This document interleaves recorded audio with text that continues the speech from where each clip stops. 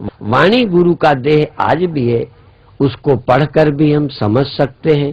जहां समझ ना आए तहां जो समझ गए हैं उन संतों का सहारा ले सकते हैं। परहेज नहीं करना संतों से, बहुत परहेज से काम नहीं बनेगा। कोई भाग्यशाली यदि वाणी से सीधा खोज लेता है, खोज शब्द में ले, जिसका अंतःकरण शुद्ध है वो वाणी में खोज ले, वो गीता में खोज ले, उपनिषद पढ़ के देख ले। पर बाकी पढ़ पढ़ कर, तुलसी कहते पढ़ पढ़ कर पथरा भय, सुन सुन कर भय ईंट, तुलसी आत्म ज्ञान की परी नये को छीट। परमात्मा का अनुभव आसान नहीं है, फिर कौन नहीं अनुभव करने देता। हमारे तन मन की उपाधि और वासनाएं, मोह, ये हमको समझने नहीं देता। हमारी मान्यताएं हमें आगे नहीं जाने देती। जो मजहब हमको अच्छा जीना सिखाता है, कभी कभी वही मजहब सत्य के जानने में बाधा बन जाता है। एक गिरधर कवि हुए हैं, उन्होंने कहा है, जब तक फांसी मजहब की तब तक होए न ज्ञान, मजहब फांस टूटे तभी पावे पद निर्वाण, पावे पद निर्वाण निरंजन माहि समावे। इस तरह से हम लोग धर्म के पक्षधर हैं। धर्म न होता हम साधु न बनते, धर्म न होता हम हिंदू सिख न बनते, धर्म न होता तो हम रहत पर चलना न सीखते। बहुत आवश्यक है, पर इससे ऊपर भी कुछ है। हिंदू तो बहुत है, पर सब परमात्मा को प्राप्त नहीं है। परमात्मा पर विश्वास भी करते हैं, नास्तिक नहीं है, फिर भी परमात्मा को पाने के लिए तड़पते हैं। उनके लिए कबीर साहब ने कहा है, पानी में मीन प्यासी है, मैं सुन सुन आवे हांसी है। नवें गुरु जी ने कहा है कि कैसे भगवान का भजन करो, जैसे जल में मीन। जल में मछली कैसे भजन करती है, पानी को पाती है, पानी में रहती है, पानी में जीती है, पानी जीवन है और पानी को तड़पती है।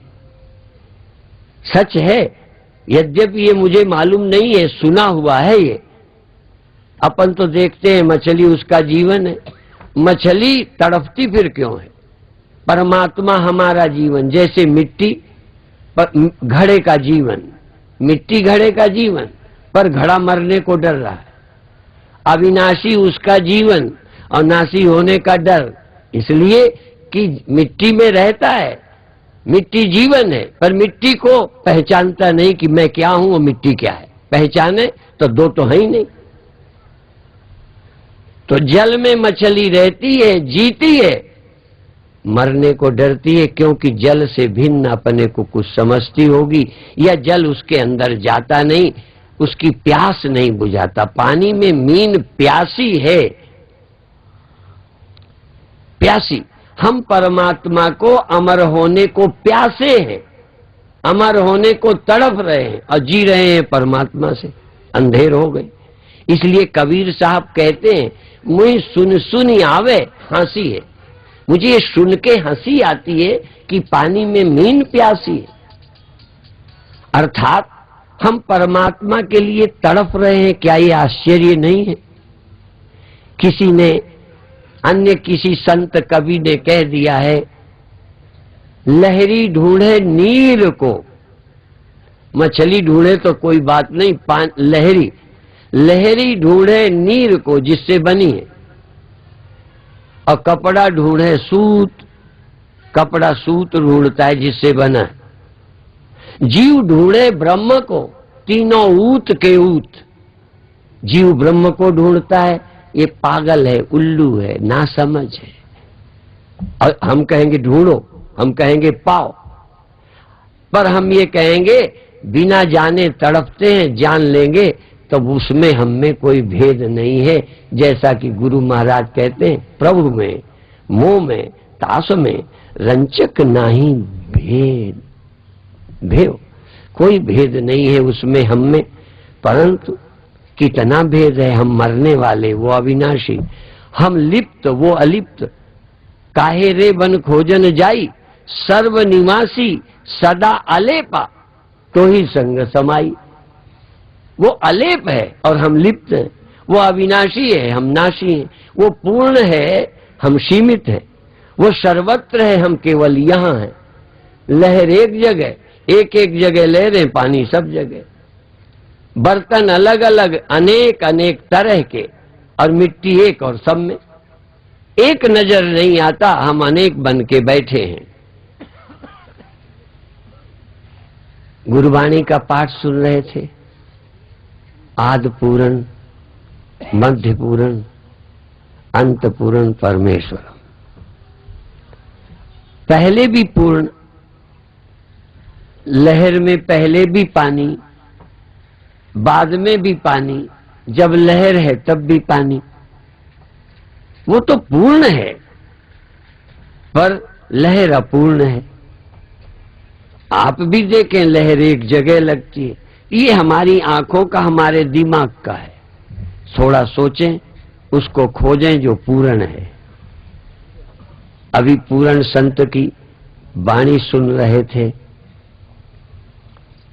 बहुत अच्छी है। संत होना और कठिन है। संत होना, एक मेरे गुरु भाई थे, वो एक ही कहते थे, हमें संत बना दो। ब्रह्म तो हम हैं, ब्रह्म तो हम समझ गए, संत बना दो। संत होना, ब्रह्म ज्ञान के बाद भी अविद्या जनित, देहाभिमान जनित, अहंकार जनित सीमाओं को तोड़कर संत होकर जीना, पहचानने के बाद भी वैसा रहना, वैसा जीना, वैसा सोचना। ब्रह्म की चर्चा सुनते ही भूल जाता है। एक बात अभी कह रहा था, ये जगत स्वप्न है, जो स्वप्ना और पेखना ऐसे जग को जान। आप जानते हैं स्वप्न कब होता है? जब हम एक देखे हुए सत्य को भूल जाते हैं। ये देखे हुए जगत को जब हम भूल जाते हैं, तब रात को स्वप्न देखते हैं। और जागने की पहचान क्या है? स्वप्न का अंत कैसे होता है? जब हम जागृत सत्य को पा जाते हैं। जागृत के जगत को भूलने से स्वप्न आता है, और जागृत का जगत जब मिल जाता है, स्वप्नों का अंत हो जाता है।